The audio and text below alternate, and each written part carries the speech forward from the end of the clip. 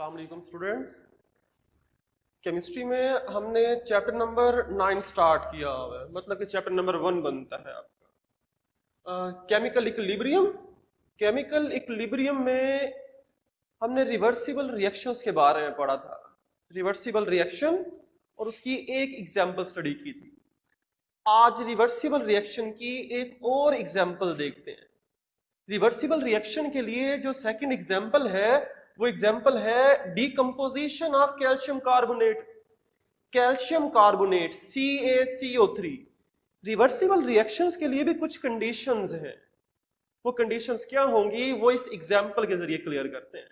अच्छा, यहां पर देखें कि यहां पर रिएक्टेंट है कैल्शियम कार्बोनेट CaCO3। जब इसे हीट किया जाता है तो हीट करने से ये कन्वर्ट होता है इनटू कैल्शियम ऑक्साइड और कार्बन डाई ऑक्साइड के अंदर कन्वर्ट होगा। अगर इस फ्लास्क के अंदर कैल्शियम कार्बोनेट लेते हैं और ये डेल का साइन लगा हुआ है, मतलब कि इसे हीट करते हैं, कैल्शियम कार्बोनेट हीट करने से कन्वर्ट हो जाएगा कैल्शियम ऑक्साइड और कार्बन डाई ऑक्साइड के अंदर।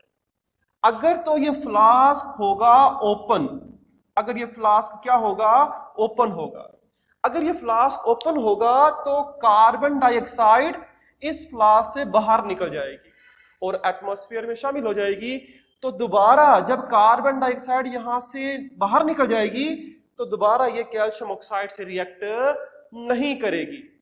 तो क्या होता जाएगा, तो इस तरह सारे का सारा कैल्शियम कार्बोनेट कैल्शियम ऑक्साइड और कार्बन डाइऑक्साइड में कन्वर्ट होता जाएगा, क्योंकि कार्बन डाइऑक्साइड एस्केप होती जा रही है एटमॉस्फेयर में जो जाती जा रही है। तो रिएक्शन जो है दोबारा वापस मूव नहीं करेगा क्योंकि कार्बन डाइऑक्साइड एस्केप हो चुकी है। तो ये रिवर्स रिएक्शन, ये रिएक्शन रिवर्स कब हो सकता है? इस वक्त ये रिएक्शन होगा इरिवर्सिबल, रिएक्शन आगे ही मूव करेगा। तो ये रिएक्शन रिवर्सिबल कब होगा? अगर दोबारा ही हम यही फ्लास्क लेते हैं, लेकिन अब कंडीशन क्या लगाते हैं, ये फ्लास्क लेने के बाद इस फ्लास्क को क्लोज कर देते हैं, ऊपर इसके कॉर्क लगा देते हैं, ढकना लगा देते हैं। अब जब हम कैल्शियम कार्बोनेट को हीट करेंगे, हीट करेंगे, जब इस कैल्शियम कार्बोनेट को हीट करेंगे तो ये टूटने के बाद कन्वर्ट होगा कैल्शियम ऑक्साइड और कार्बन डाई ऑक्साइड के अंदर। लेकिन अब जो कार्बन डाइऑक्साइड है वो यहां से एस्केप नहीं हो सकती क्योंकि सिस्टम जो है क्लोज है, जिसकी वजह से क्या होगा, कैल्शियम कार्बोनेट डिकम्पोज होकर कैल्शियम ऑक्साइड और कार्बन डाइऑक्साइड बनाएगा और फिर कार्बन डाइऑक्साइड कैल्शियम ऑक्साइड से दोबारा कंबाइन करेगा और कंबाइन करने के बाद दोबारा कैल्शियम कार्बोनेट बनना शुरू हो जाता है। तो इसका मतलब ये हुआ कि रिवर्सिबल रिएक्शन करने के लिए सिस्टम का क्लोज होना भी लाजमी है।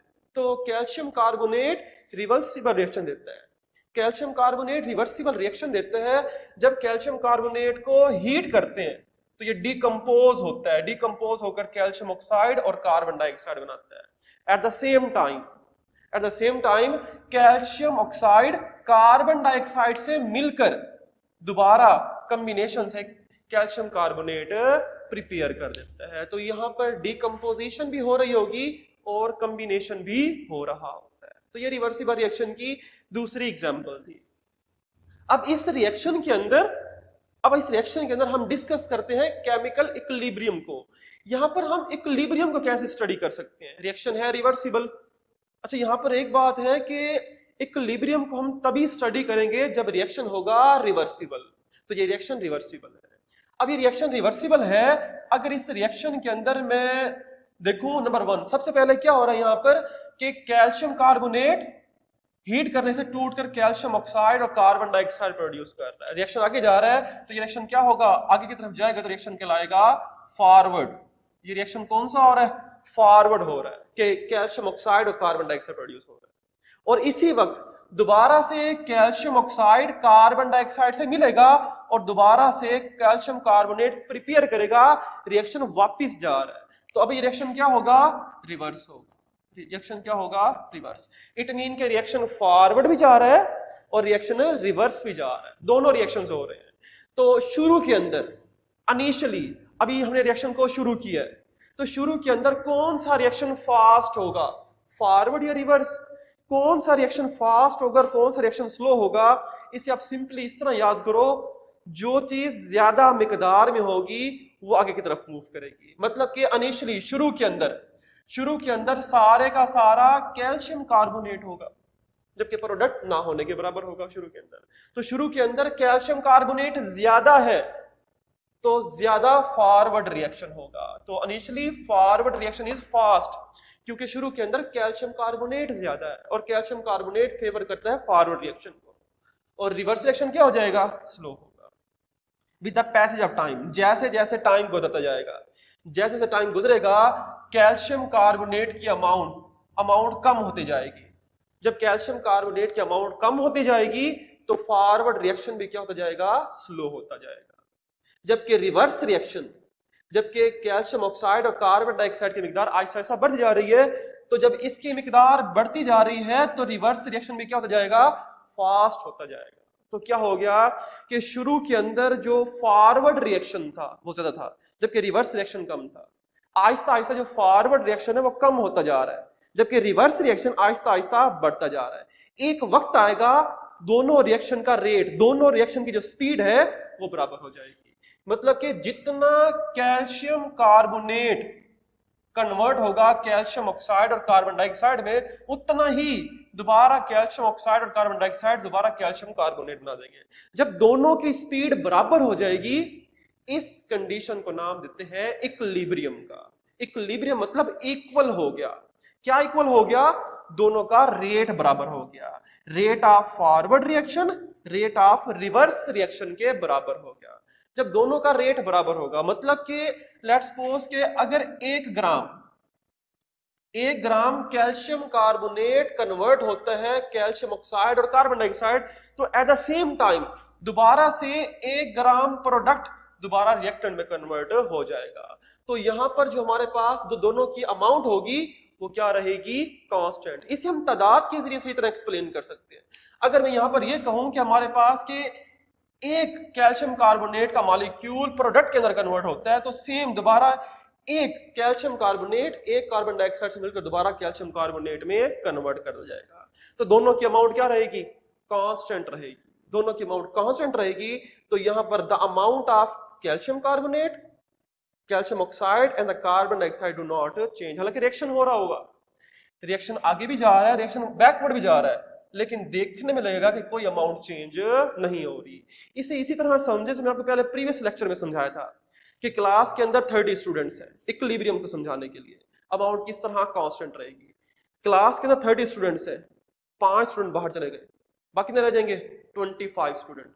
अब क्या होता है, अब 25 में से एक स्टूडेंट बाहर जाता है, यहां बाहर से कोई और एक स्टूडेंट क्लास में दोबारा जाता है, फिर 2 बाहर जाते हैं, फिर कोई से 2 बाहर से दोबारा अंदर आ जाते हैं। तो बताओ क्या क्लास के अंदर जो 25 स्टूडेंट बैठे हैं, क्या अब उनमें कोई चेंज आ रहा है? 3 बाहर जाए, दोबारा 3 अंदर आ जाए, तो क्लास के अंदर अब तादाद में चेंज नहीं आएगा, 25 ही रहेंगे। हालांकि रिएक्शन तो हो रहा है, लेकिन क्या वजह है कि जितना रिएक्शन फॉरवर्ड जा रहा है उतना रिएक्शन दोबारा क्या जा रहा है, रिवर्स जा रहा है। तो इक्विलिब्रियम की पोजीशन के अंदर, इक्विलिब्रियम की हालत में जो अमाउंट होती है, अमाउंट का वर्ड यूज करेंगे, अमाउंट ऑफ रिएक्टेंट यानी कैल्शियम ऑक्साइड और product calcium oxide carbon dioxide do not change नहीं होंगे, क्योंकि जितना फॉरवर्ड उतना ही रिवर्स रिएक्शन होता है। तो केमिकल इक्विलिब्रियम स्टेट को डिफाइन कैसे करेंगे, इस सारे को पढ़ने के बाद हम केमिकल इक्विलिब्रियम स्टेट को डिफाइन कैसे कर सकते हैं कि when rate of forward reaction take place at the rate of reverse reaction, इस बात को एक्सप्लेन करता है।